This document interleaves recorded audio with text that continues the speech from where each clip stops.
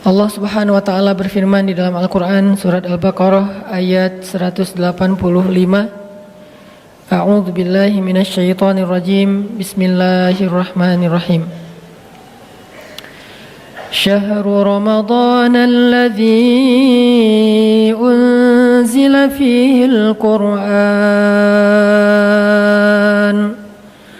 شهر رمضان الذي أنزل فيه القرآن هدى للناس وبينات من الهدى والفرقان.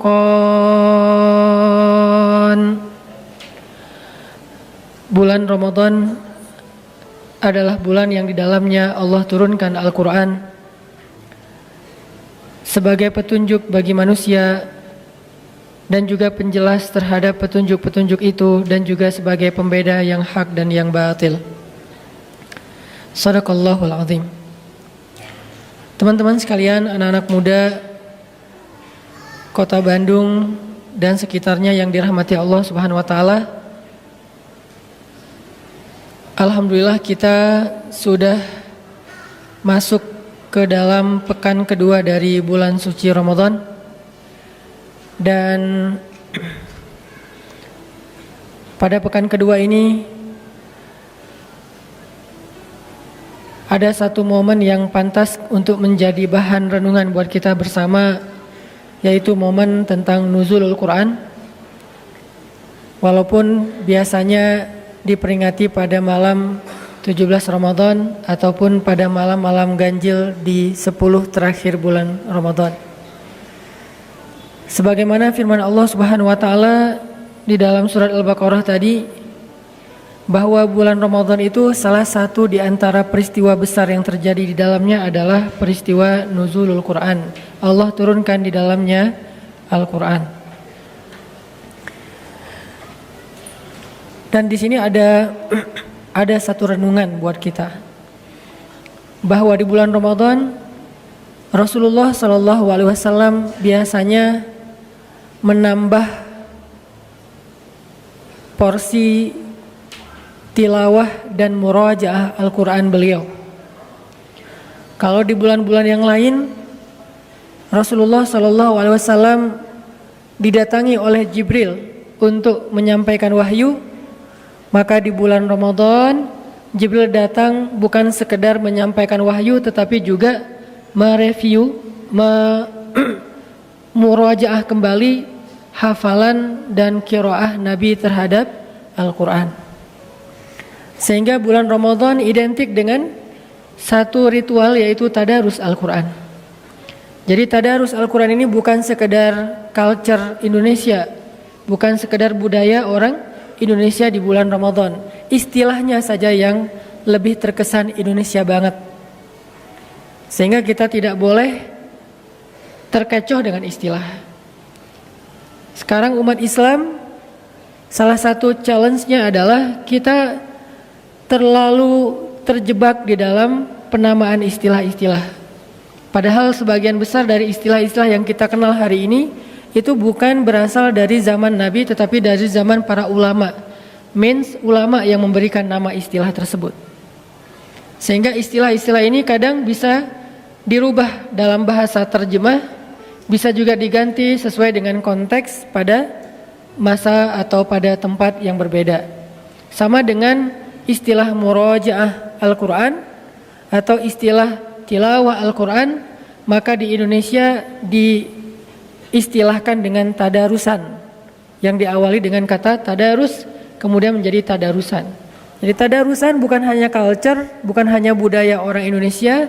Tadarusan itu adalah salah satu di antara kebiasaan Nabi di bulan Ramadan. Bahkan di bulan Ramadan biasanya Jibril akan turun 2 kali untuk tadarusan bersama Rasulullah SAW. Walaupun mungkin teman-teman belum pernah mendengar istilah Jibril tadarusan dengan Nabi. Inilah yang membuat saya kadang-kadang kurang dimengerti. Sering menggunakan istilah yang sebetulnya itu adalah terjemah. Istilah terjemah dari istilah yang udah common di masyarakat.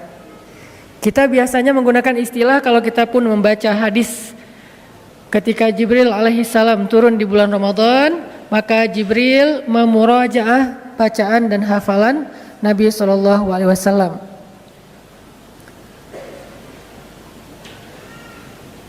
Salah satu ayat Jibril memurajaah hafalan Nabi atau bacaan Nabi di dalam Al-Quran itu ada di surat Al-Qiyamah, la tuharrik bihi lisanaka lita'jala bih.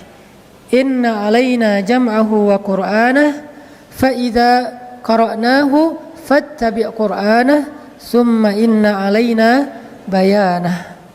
Ini salah satu paragraf kecil tentang kondisi tadarusannya Jibril dengan Rasulullah SAW.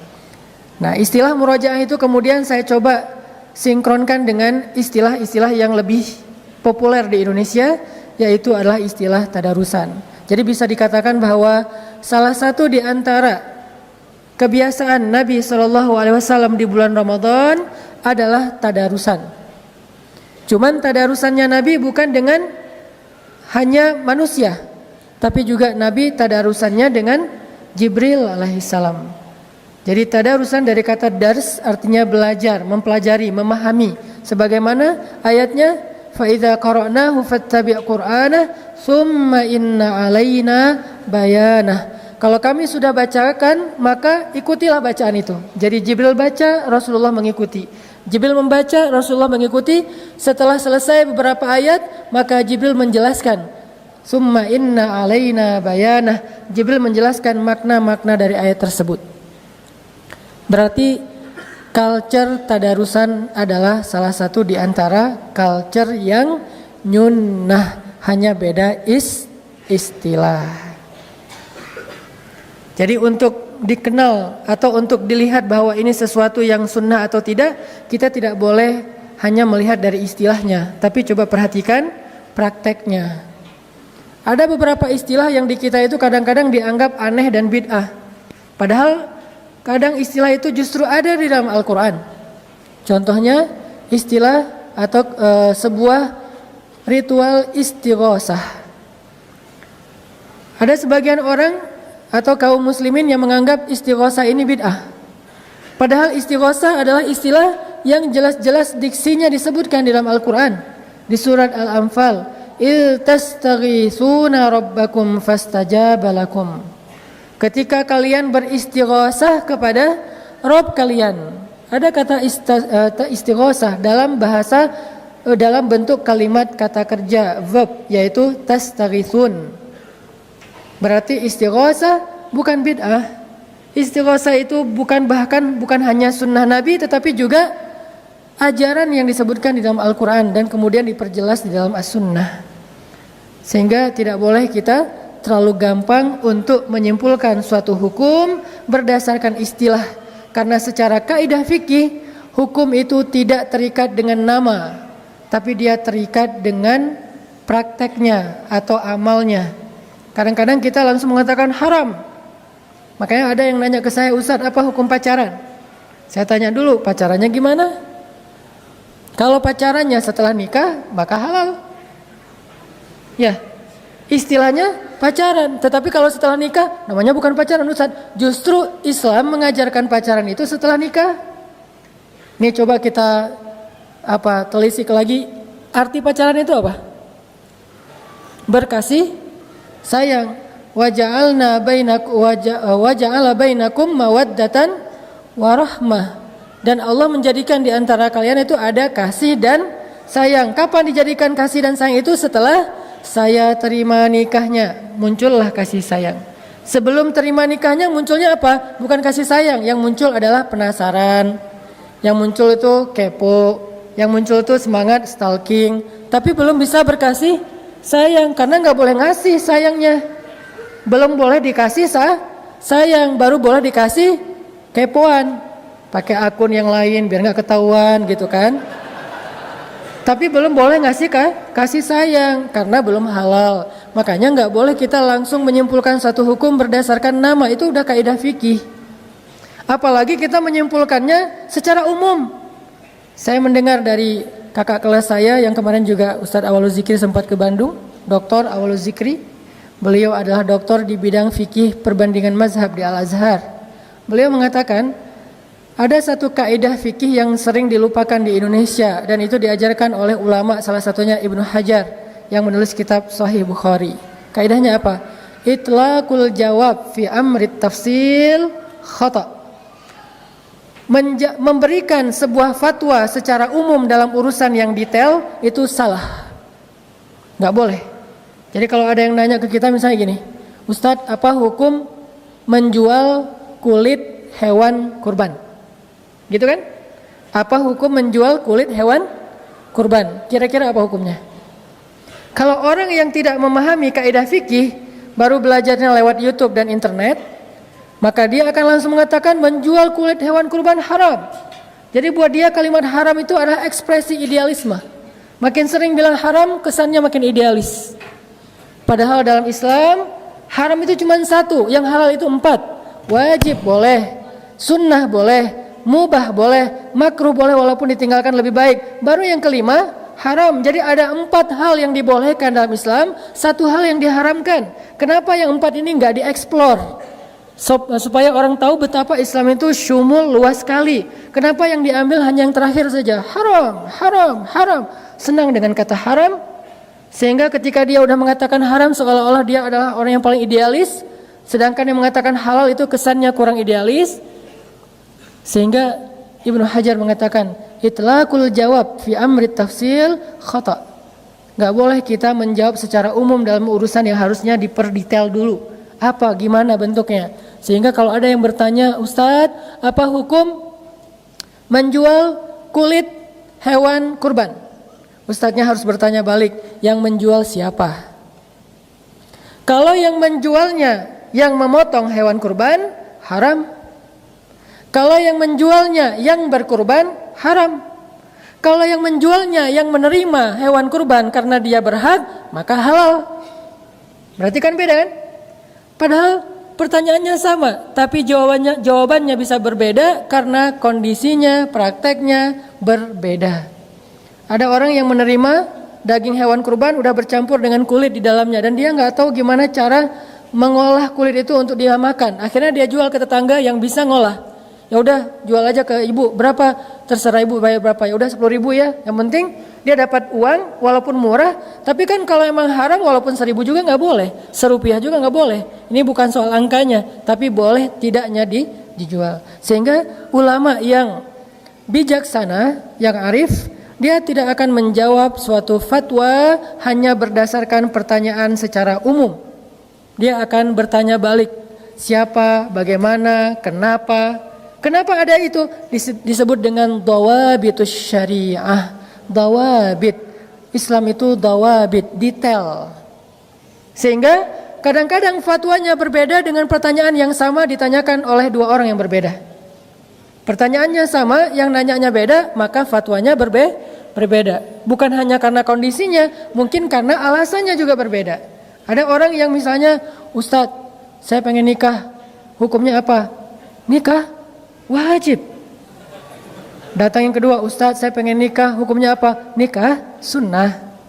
Ustadz saya pengen nikah, hukumnya apa? Nikah makruh. Datang lagi yang keempat, Ustadz saya pengen nikah, hukumnya apa? Haram. Kenapa 4 orang beda hukum? Karena alasannya berbeda. Yang pertama alasannya, dia kalau nggak menikah maka dia akan berzina, sehingga nikah bagi dia menjadi wajib. Yang kedua, dikatakan sunnah karena dia sudah mampu, tapi dia tidak akan berzina kalaupun tidak menikah, maka bagi dia sangat dianjurkan, sunnah muakkadah.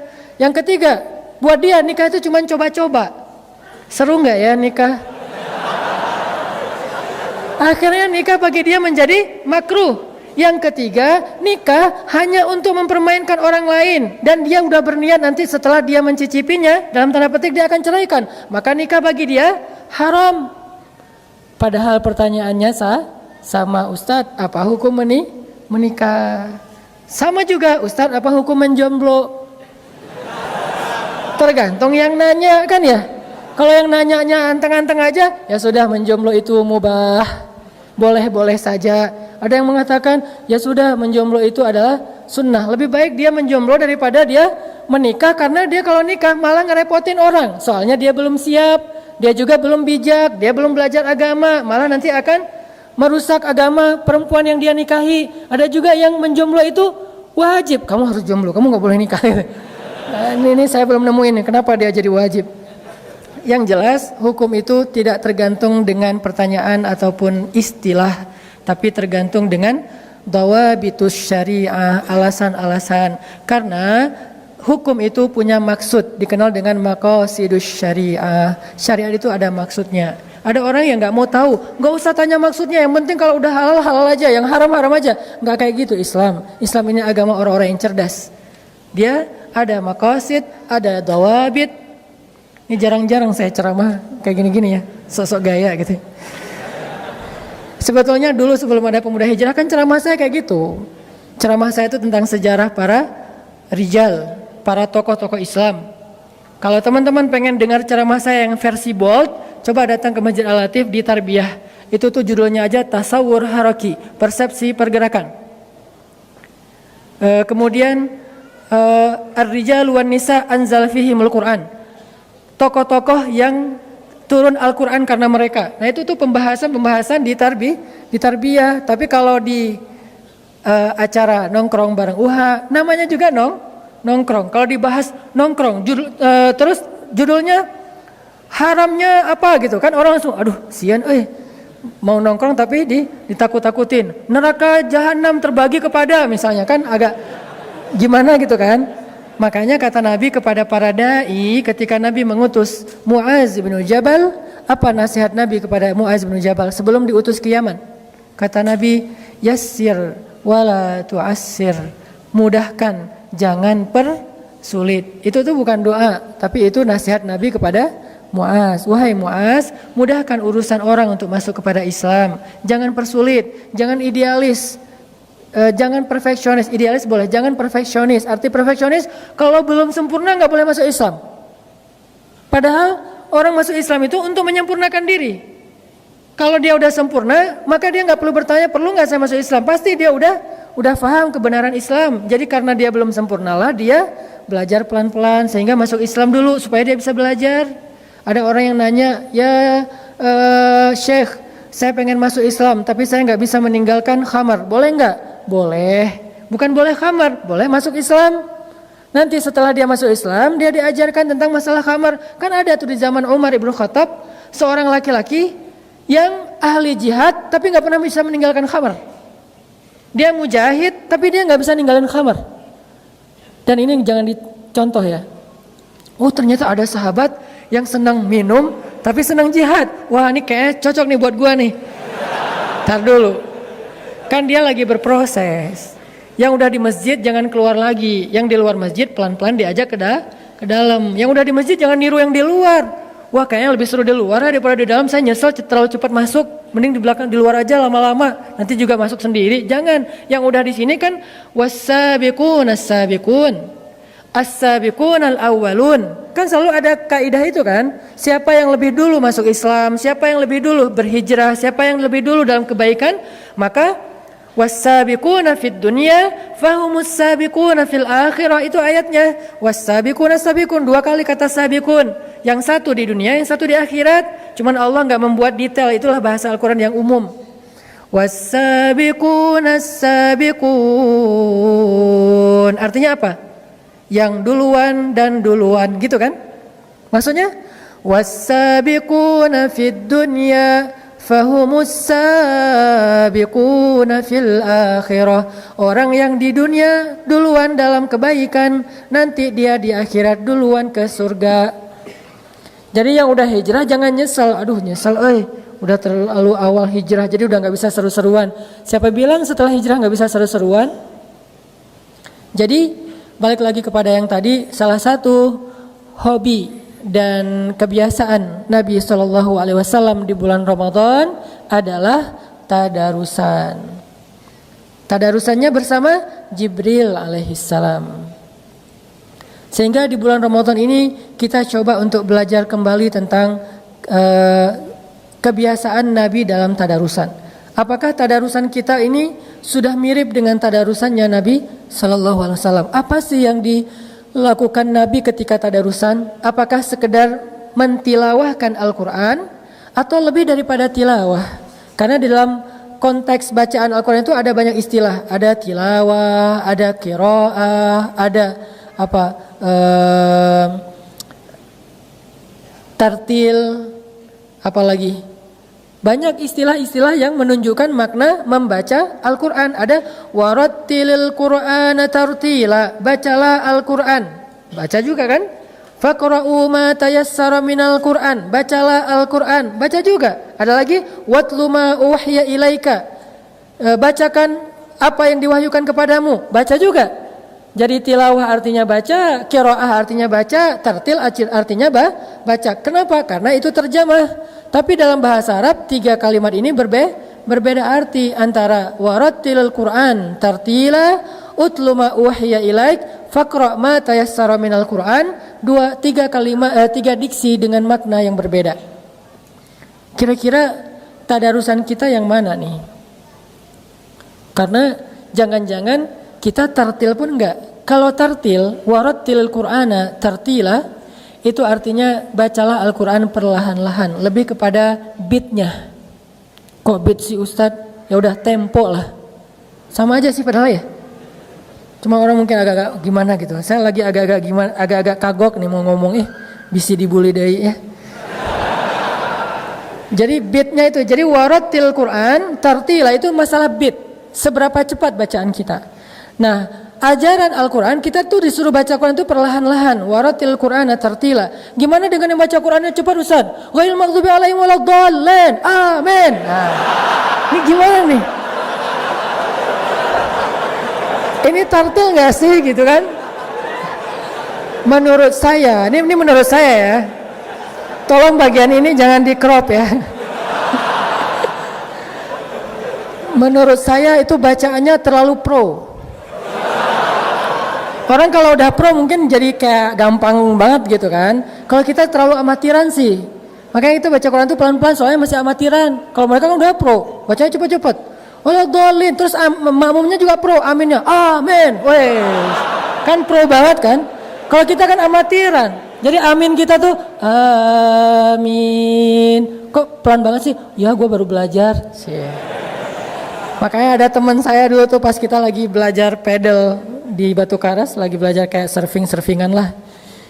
Itu tuh kita pas waktunya sholat asar kan mendarat dulu tuh, taruh papan, kita wudhu. Kita lagi wudhu, ada teman kita udah selesai sholat. Padahal mulai wudhunya bareng. Kita belum selesai wudhu, dia udah selesai sholat. Ditanya sama temennya, lo kok cepet banget sholatnya? Beda kalau udah pro. Jadi kalau udah pro sholatnya cepat. Kalau yang amatiran mah pelan-pelan. Takbirnya juga lama gitu ya. Allah, aduh gagal. Soalnya nggak bisa mensinkronkan niat dengan ucapan takbir gitu kan. Jadi kayak pelan-pelan, hati-hati banget. Allah, udah jadi salah ketinggian, turunin lagi dikit gitu. Tapi kalau udah pro, wes. Jadi dalam hitungan 1 menit bisa dapat 2 rakaat. Allahu alam hukumnya apa, saya nggak mau menjudge, tapi buat saya tuh menurut saya sih pro banget lah. Cuman kita belum bisa niru karena kita masih amatiran. Jadi warattilil Qur'ana tartila, bacalah Al-Quran dengan tartil itu artinya bacalah Al-Quran secara perlahan-lahan.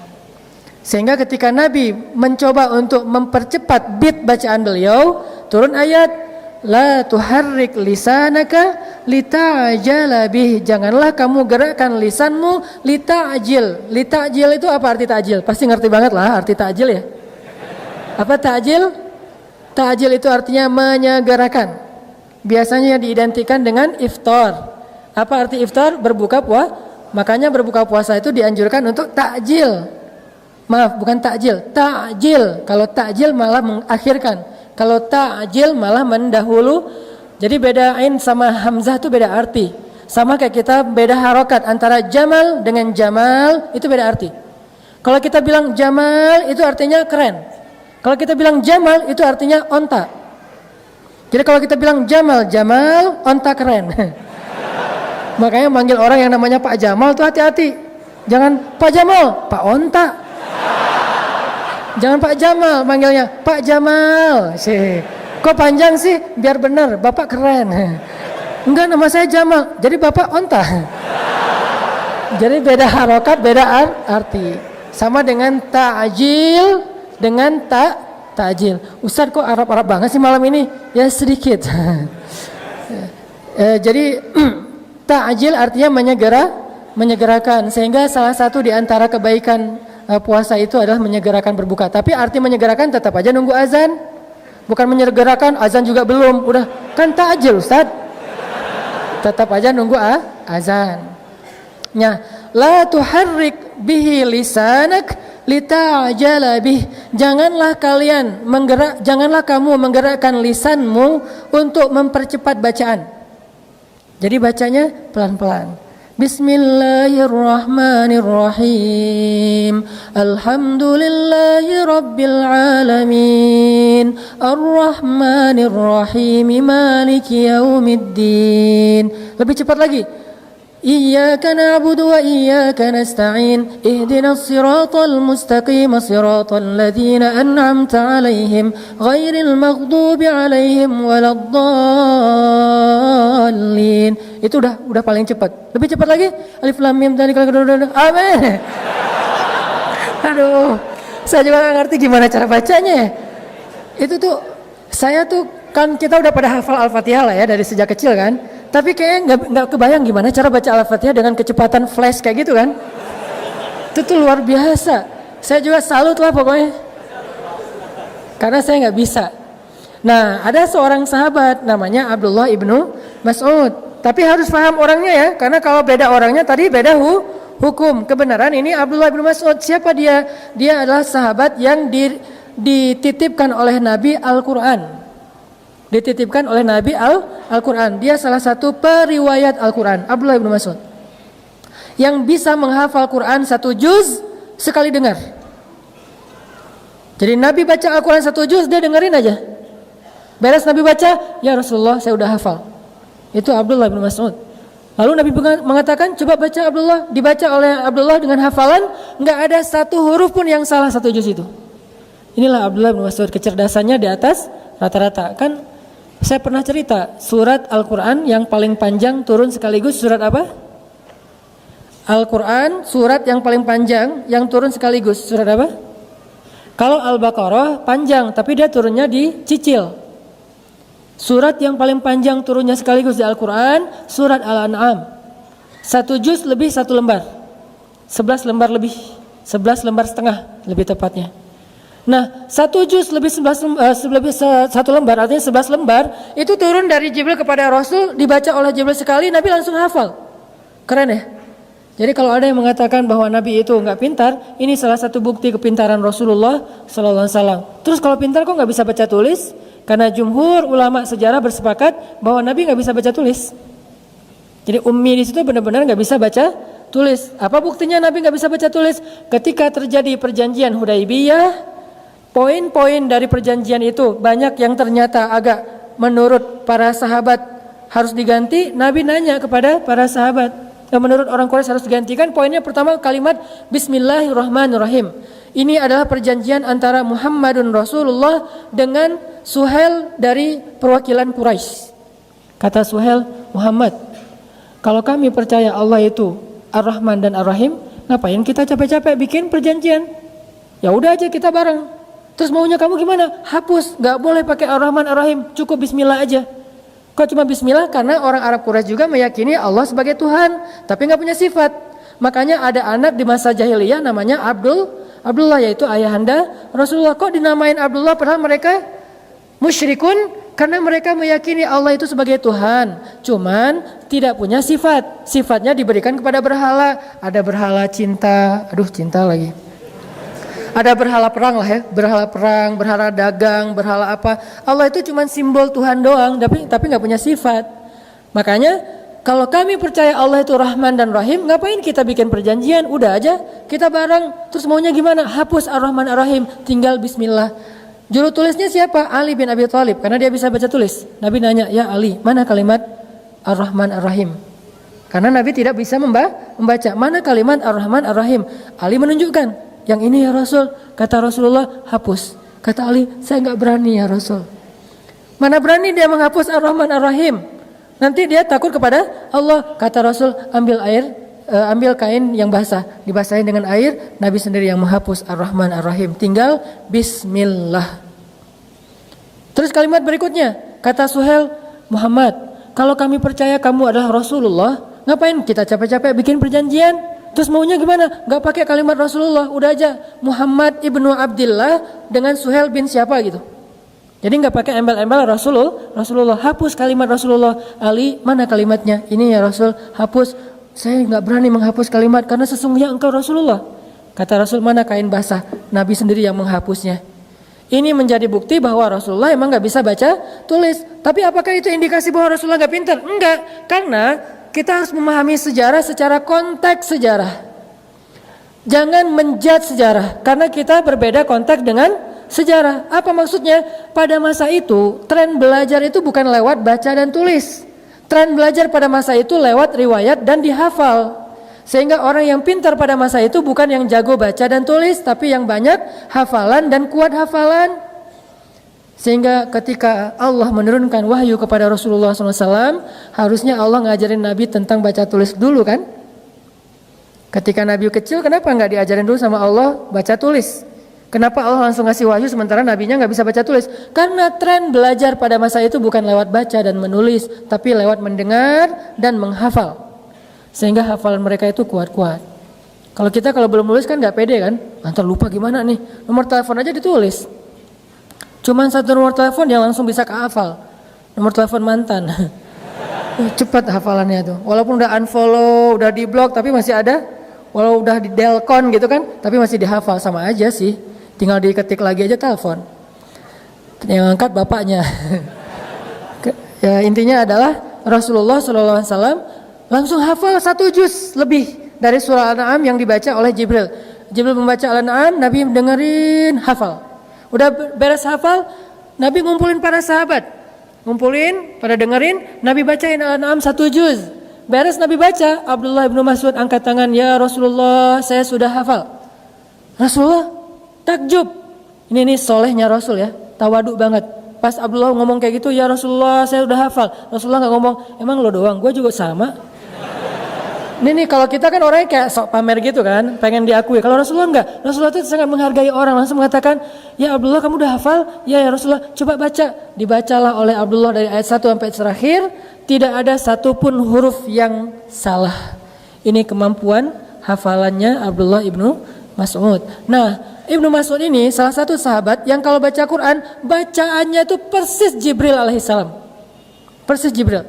Kalau sekarang kan kita dengar banyak qori imam itu bacaannya persis siapa gitu kan, persis Sudais, persis Al-Afasi, persis siapa kayak gitu-gitu, persis Al-Muzammil gitu kan, Al-Muzammil mana nama surat, persis Muzammil gitu. Nah, kalau Abdullah persisnya persis Jibril. Dulu tuh waktu saya masih SMA, saya ngefans banget dengan yang namanya Sa'dul Ghamidi. Salah satu qari dan imam dari Arab Saudi, dari kabilah Ghamid, sehingga beliau dinamain Al-Ghamidi, orang Ghamid. Itu saya senang banget dengan bacaannya, makanya sering saya ulang-ulang. Dulu tuh saya pernah ikut audisi tilawah Al-Quran di Kairo yang masuk ke 2 channel TV itu. Di antara sekian ratus peserta orang-orang Mesir, saya nomor 1 alhamdulillah gara-gara menjiplak bacaan Al-Ghamidi. Pas datang depan ininya, jurinya, dari mana? Indonesia. Oh ya, bisa baca Quran sedikit-sedikit. Ya udah baca yang mudah-mudah saja. Ya sudah, Al-Ikhlas. Karena itu yang paling mudah. Al-Fatihah Al-Ikhlas. Al-Fatihahnya Al-Ghamidi. Alhamdulillahi rabbil alamin. Ar-Rahmanir Rahim. Maliki yaumiddin. Iyyaka na'budu wa iyyaka nasta'in. Nangis jurinya. Alhamdulillah dalam hati saya langsung husnuzon, menang nih. Dia tuh nangis bukan karena bacaannya bagus, dia tuh udah sering dengar bacaan yang bagus, tapi dia nangis terharu, kok ada orang Indonesia bacanya bisa kayak gini menurut dia. Dia pikir orang Indonesia itu kan orang asing ya, orang ajam kan, bukan orang Arab, sehingga biasanya kayak bacanya Alhamdulillahi Rabbil Alamin. Mungkin karena kita orang Indonesia kan, jadi A jadi nga gitu kan. Baca alif lam mim jadi alama gitu kan. Karena kita orang Indonesia, ternyata kok ada orang Indonesia bacanya bisa kayak gini. Dia terharu, Masya Allah kata dia. Langsung dia kasih golden ticket gitulah. Alhamdulillah. Itu tuh, tapi itu bukan karena saya bacaannya bagus teman-teman. Mau tahu rahasianya kenapa? Karena saya baru nikah. Hubungannya apa Ustadz? Ustadz maksa materinya. Enggak benar. Itu karena saya baru nikah. Saya tuh doa sama Allah, ya Allah saya udah nikah. Nikah kan ibadah. Tapi saya nggak punya kerjaan. Saya mau ngasih nafkah apa buat istri saya? Ya Allah beri saya rezeki. Tiba-tiba dapat panggilan audisi juara, langsung dikontrak 20 episode. Lumayan lah bisa tinggal di Kairo berdua sama istri tanpa kerja selama 6 bulan. Jadi istri saya S2, saya keliling 99 cahaya di langit Kairo. Foto-foto, sok-sok nulis gitu di depan taman, depan Sungai Nil. Kalau lagi bingung-bingung loncat gitu kan ya. Pokoknya menikmati hidup aja lah. Istri saya biarin aja dia sibuk dengan belajar. Udah malam-malam dia buka buku tebal-tebal tuh. Karena dia ngambil S2-nya tafsir lah gitu. Tafsir kan berat ya. Salah satu mata kuliah yang cukup berat tuh tafsir. Karena Al-Quran satu huruf aja kalau dibedah tuh panjang banget. Udah baca, saya lagi ngedit-ngedit foto gitu. Wah ini seru nih di sebelah sini nih. Jadi kita kayak beda passion banget lah. Alhamdulillah 6 bulan bertahan. Itu rezeki. Tapi bukan itu yang mau dibahas. Abdullah bin Mas'ud bacanya seperti Jibril. Dan suatu saat Abdullah bin Mas'ud bilang gini ke Rasulullah, ya Rasulullah, saya itu bisa mengkhatamkan Al-Quran sehari 1 kali. Kata Nabi, ya Abdullah, jangan. Kalau gitu 2 hari 1 kali khatam. Kata Rasulullah, jangan. Kalau gitu 3 hari 1 kali khatam. Ya udah segitu. Tapi kalau bisa jangan lebih dari itu. Maksudnya apa? Kok bisa 1 hari sekali pengen khatam Al-Quran? Rasulullah larang. Karena kalau sampai kurang dari 3 hari khatam, berarti dia tidak qiraah. Soalnya dia baru murojaah nggak akan faham. Terlalu cepat. Ini mirip dengan cerita seorang anak muda di zaman Nabi itu yang sholatnya cepat banget kan? Yang tadi pro banget. Sehingga kata Nabi, sholat lagi kamu belum sholat. Terus dia sholat lagi, cepat lagi, sholat lagi kamu belum sholat. Sama, jangan baca Quran khatam kurang dari 3 hari. Karena kalau kurang dari 3 hari berarti bacaannya tidak sempat ditadabbur. Gimana dengan para hafiz Quran Ustadz? Itu beda, karena mereka murojaah. Saya punya seorang guru, anggota dewan di Jakarta. Beliau murojaah Al-Quran sehari itu 10 juz. Sehari 10 juz, padahal anggota dewan loh, bukan nganggur. Yang kesibukannya luar biasa tapi bisa murojaah Al-Quran sehari 10 juz. Jadi 3 hari beliau khatam, 3 hari khatam. Kalau kita 3 hari gak khatam-khatam gitu ya, 1 juz juga ya. Kalau beliau 30 juz 3 hari khatam. Itu khusus buat para hufaz. Nah, balik lagi kepada hobi Nabi tadarusan. Jadi walaupun Nabi di bulan Ramadan semangat membaca Al-Quran, bukan mengejar hanya jumlah ayat dan juz. Tetapi kata Jibril, kata Allah, waratil Qur'ana tartila la tuharrik bihi lisanaka lita'jala bih. Nabi juga mencoba untuk memahami ayatnya. Sehingga saya mau mengajak teman-teman semuanya dalam hubungan kita dengan Al-Quran, coba bikin 2 target sekarang. 1 target khatam, mungkin sehari 1 juz, sehari setengah juz kalau di luar Ramadan, sehingga 2 bulan sekali khatam. Kalau di Ramadan 1 juz, supaya akhir Ramadan kita bisa doa khatam Al-Quran di akhir Ramadan. Itu target khatam. Bikin lagi 1 target faham. Target faham dan amal. Nah, kalau targetnya faham dan mengamalkan, itu bisa jadi sebulan 1 ayat. Bisa jadi sebulan cuman 1 ayat. Karena ada contoh, dulu Umar bin Khattab mengkhatamkan surat Al-Baqarah itu 12 tahun.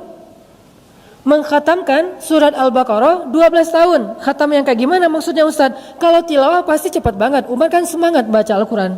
Kenapa bisa 12 tahun? Bukan tilawah, tapi qiraah. Bedanya, kalau tilawah hanya membaca hurufnya dan tetap berpahala pastinya karena 1 huruf 10 kebaikan. Tapi kalau qiraah, dia mencoba untuk memahami, mentadaburi, mengamalkan.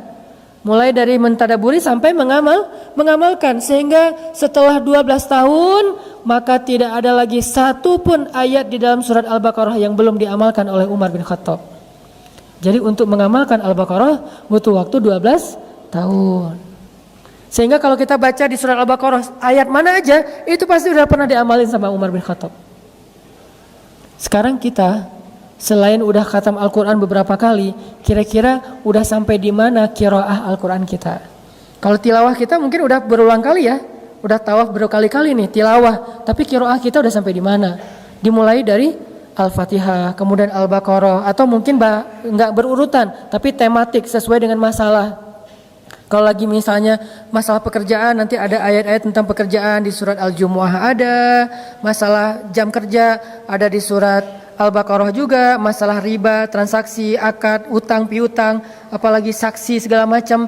Nah, udah berapa ayat yang kita tadabbur dan amalkan dari Al-Quran? Inilah yang akan menentukan kita itu ahlul Quran atau bukan. Kalau tilawah Al-Quran saja, maka kita berada di ring 3 dari antara dalam hubungan kita dengan Al-Quran. Termasuk orang ring 3 dengan Al-Quran, bukan ring 1. Kalau cuman tilawah. Kalau sudah menghafal, memahami, udah ring 2. Kalau udah mengamalkan, itu orang yang ring 1-nya Al-Quran, akrab banget sama Al-Quran. Dan itu disebut dengan ahlul Quran. Dan ahlul Quran disebut juga dengan ahlullahi wa khassatuh, keluarga Allah dan orang-orang yang istimewa di sisi Allah. Orang ring 1 inilah yang nanti di padang mahsyar ketika bangkit dijemput sama geng malaikat. Namanya geng malaikat Safaroh. Jadi ada grup malaikat, nama grupnya itu Safaroh. Apa malaikat Safaroh? Safaroh itu safir. Safir itu artinya duta, ambasador. Ternyata malaikat juga punya duta-duta yang keren-keren, yang ganteng-ganteng, yang sempurna, yang bijaksana, yang yang karismatik, sehingga mereka disebutkan di surat Abasa dengan kalimat Safaroh kiramim bararah, malaikat duta yang mulia lagi baik. Siapa mereka? Mereka adalah ahlul Quran dari golongan malaikat. Cahayanya luar biasa. Dan ahlul Quran di golongan manusia adalah orang yang mengamalkan Al-Quran. Semakin banyak amalannya, semakin dekat dia dengan Al-Quran. Ada orang yang tidak hafal 30 juz. Ada 2 orang. Yang satu hafal 30 juz dan mengamalkan 1 juz. Yang satu lagi hafal 1 juz, mengamalkan 3 juz. Maka orang yang paling dekat dengan Al-Quran di antara mereka adalah orang yang mengamalkan. Walaupun pahala menghafal Al-Quran itu gede banget, jangan remehin. Siapa yang hafiz Al-Quran, maka nanti Allah akan berikan kepada dia tiket untuk bisa menyelamatkan 10 orang yang dia cintai masuk ke dalam surga kan. Tapi ada lagi keistimewaan yang diberikan kepada orang yang mengamalkan Al-Quran. Orang yang dekat dengan Al-Quran, khassatuh, orang yang istimewa di sisi Allah. Gimana caranya? Coba kita tanya, berapa ayat sih dari Al-Quran yang udah kita amalkan? Coba hitung deh. Bahkan kalau di Al-Baqarah, gak ada 1 ayat pun yang gak bisa diamalkan. Mulai dari Alif Lam Mim, itu udah bisa diamalkan. Mulai dari Alif Lam Mim. Atau minimal kayak, sekarang lagi Ramadan nih, surat ayat apa yang paling populer di bulan Ramadan? Al-Baqarah 183. Udahkah kita mengamalkan 183 secara teks demi teks? Contoh, ya ayyuhalladzina amanu. Kira-kira apa amalan dari kalimat ini? Ini belum 1 ayat ya, baru 1 penggalan ayat. Ya ayyuhalladzina amanu. Amalannya apa? Wahai orang-orang yang beriman. Terus? Nah, jarang kan dibahas? Ternyata ada 1 sunnah Nabi tentang bagaimana cara kita mengamalkan Al-Quran ketika kita membaca Al-Quran. Salah satu yang paling ringan nih, saya ajarin yang ringan-ringan aja dulu. Ya ayyuhalladzina amanu itu namanya panggilan, nida. Kalau Allah lagi manggil kita, maka ada sunnah dari Nabi untuk kita tajawub. Tajawub itu dari kata jawab. Jawab itu dari bahasa Indonesia jawab. Bahasa Arabnya jawab. Bahasa Indonesianya jawab.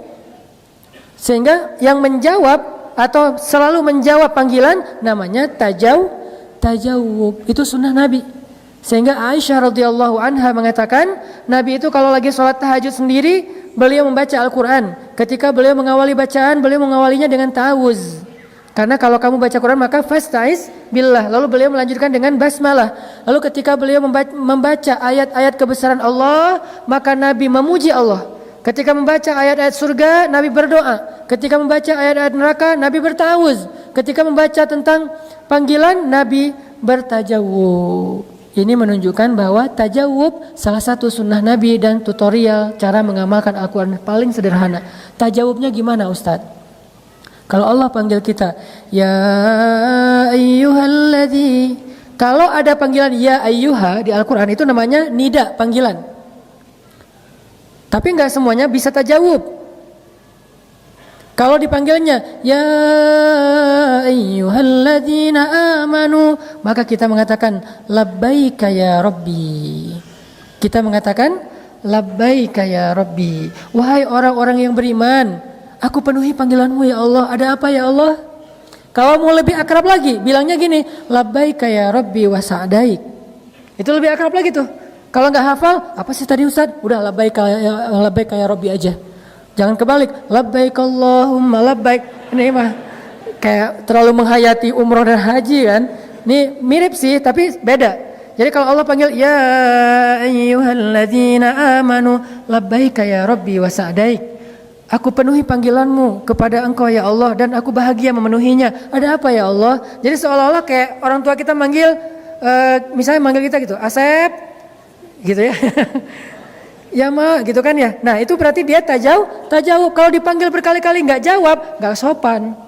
Berarti mengamalkan ayat panggilan, kita katakan labbaik ya Rabbi. Itu tuh Allah sayang banget kalau kita kayak gitu. La'allakum turhamun. Allah sayang sama hamba yang tajawub. Dan Allah juga tajawub sama kita. Contoh pas kita lagi sholat nih, kita baca Al-Fatihah kan, Alhamdulillahi Rabbil Alamin. Allah tajawub, kata Allah, malaikat hambaku memuji aku. Ar-Rahmanir Rahim, hambaku menyanjungku. Maliki yaumiddin, hambaku mengagungkan aku. Iyyaka na'budu wa iyyaka nasta'in. Itu antara aku dengan hambaku loh ya. Jadi Allah tuh kayak chat gitu kan sama kita kan. Nah gimana cara kita chat dengan Allah ketika Allah berfirman ya ayyuhalladzina amanu.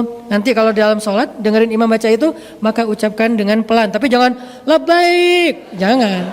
Itu ngasih kode. Maksudnya imam buruan atuh. Jadi labbaik ya Rabbi dalam hati kita atau dalam lisan labbaik ya Rabbi. Itu tuh pasti khusyuk sholatnya.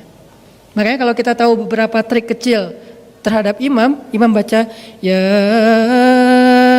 jangan buru-buru jawabnya. Takutnya ya ayyuhal kafirun. Masa labbaik? Aku penuhi ya Allah. Emang kita kafir? Nah, dengerin dulu yang jelas. Kalau ya ayyuhalladzina amanu oke. Kalau munafikun jangan. Kalau kafirun jangan. Tapi kalau ya ayyuhan nas masih mending lah ya. Wahai manusia atau ya ibadi. Walaupun ada pembukaannya sih. Kul ya ibadiyalladzina asrafu ala anfusihim. Kita langsung labbaika ya Rabbi. Kita merasa sebagai pendosa dan Allah lagi manggil kita nih. Qul ya ibadi alladzina asrafu ala anfusihim labbaika ya Rabbi wa sa'daik. Allah panggil saya karena saya pendosa. Allah panggil saya, Allah pengen ngampunin dosa saya penuhi ya Allah, saya penuhi panggilan engkau. Kan gitu kan. Jadi kita tuh sibuk di dalam sholat, gak mikir yang lain-lain, gak sempat ngahulang karena kita lagi chat. Tapi coba kalau misalnya kita dengerin aja sambil berdirinya sebelah kaki gitu kan. Sesekali gerak ke sini, sekali gini. Udah kayak orang bumerang gitu. Gitu. Lama-lama jadi bumerang ya. Kalau kayak gitu nggak bakalan khusyuk. Biar khusyuk kita kayak apa namanya? Ya aktif gitu. Jadi respon. Allah ngomong apa kita respon. Allah ngomong apa kita respon. Emang kayak gitu sunnah Nabi. Sehingga kalau ya ayyuhalladzina labbaik ya Rabbi. Nah, biasanya setelah nida, setelah panggilan itu suka ada perintah. Atau suka ada larangan, antara perintah atau larangan.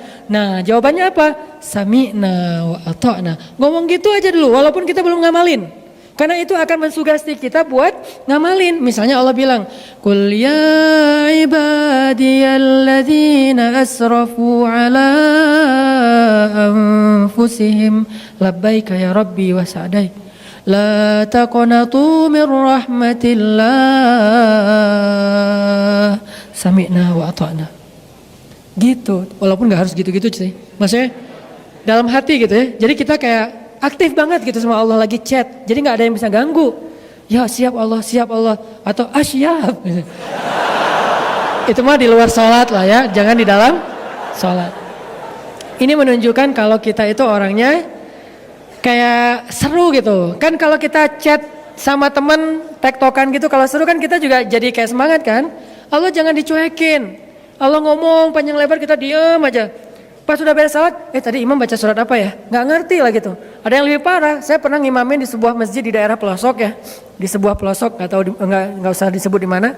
Salat tarawih bacanya di juz-juz yang di tengah, bukan Alhaakumut Takatsur atau Al-Asr. Saya bacanya Kaf Ha Ya Ain Shad, surat favorit saya, surat Maryam. Besoknya muncul gosip. Besok-besok jangan sholat bareng orang itu lagi. Kenapa? Qurannya meni beda. Ternyata kalau bukan At-Takatsur dikira bukan Quran. Jadi menurut mereka yang saya baca itu bukan Quran, saking mungkin awam ya, nggak ngerti.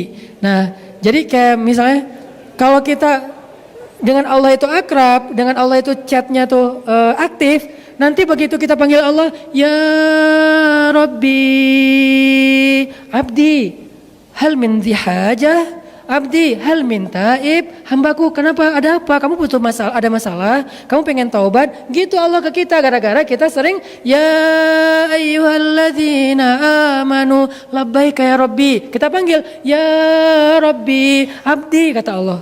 Karena kita udah sering tektokan nama Allah. Itu cara paling sederhana ngamalin Al-Quran. Kutiba alaikumus siyam, sami'na wa ata'na. Ya ayyuhalladzina amanu, la ta'kulur riba, sami'na wa ata'na. Ya ayyuhalladzina amanu, apapun kalimat setelah panggilan biasanya antara perintah dengan larangan, tinggal kita bilang sami'na wa ata'na. Muncul ayat lagi yang kita kayak nebak-nebak. Makanya kalau nanti dengerin bacaan imam, coba perhatikan diksinya. Ada yang ke detect nggak sama kita? Misalnya ke detectnya Jahannam. Kan semua ngerti kan? Nggak ada yang nggak ngerti kan Jahannam? Kalau ada kalimat bukan apa? Jahannam lah pokoknya. Atau kalau yang lebih seringnya bukan Jahannam, nar. Nar kan? Naruka jadi bahasa Indonesia. Neraka. Maksa. Jadi nar artinya neraka. Fattakun naral lati waquduhan nasu wal hijarah. Kalau kita dengar kata nar, kita dengar kata jahannam, maka kita dalam hati mengatakan a'udzubillahi min dzalik atau Allahumma inni a'udzubika min adzabi jahannam. Kalau kita hafal, kita boleh baca Allahumma inni a'udzubika min adzabi jahannam. Kalau dengar kata jannatin, pasti kenal dong. Tajri min tahtihal anhar. Langsung bilang Allahumma inni as'alukal jannah. Allahumma inni as'aluka jannatal firdausal a'la. Ya Allah, beri saya surga firdaus yang paling tinggi. Gitu dalam kita bermuamalah dengan Al-Quran. Masih banyak sih yang perlu dibedah, tapi karena keterbatasan waktu kita, insya Allah istiqomahlah hadir dalam kajian-kajian kita, walaupun kita tidak secara serius membedah teks, tapi insya Allah konten kita itu tidak ada bedanya dengan teman-teman kita yang di kuliah atau yang di pesantren, cuman dengan bahasa yang lebih santai. Tapi kontennya sama, substansinya sama insya Allah, sehingga kita bisa menambah iman dan memperbaiki amal. Allahumma inna nas'aluka ridhaka wal jannah wa na'udzubika min sakhatika wan nar. Allahumma ja'alil Qur'ana hujjatan lana la 'alaina. Allahumma nawwir qulubana bil Qur'an. Allahumma zid imanana bil Qur'an. Allahumma aslih a'malana bil Qur'an. Allahumma ahsin khuluqana bil Qur'an. Allahumma alif baina qulubina bil Qur'an. Allahumma shrah sudurana bil Qur'an. Allahumma ja'alil Qur'ana rabi'a qulubina wa nuran fi sudurina wa hudan wa bayanan fi hayatina. Rabbana atina fid dunya hasanah wa fil akhirati hasanah wa qina adzabannar.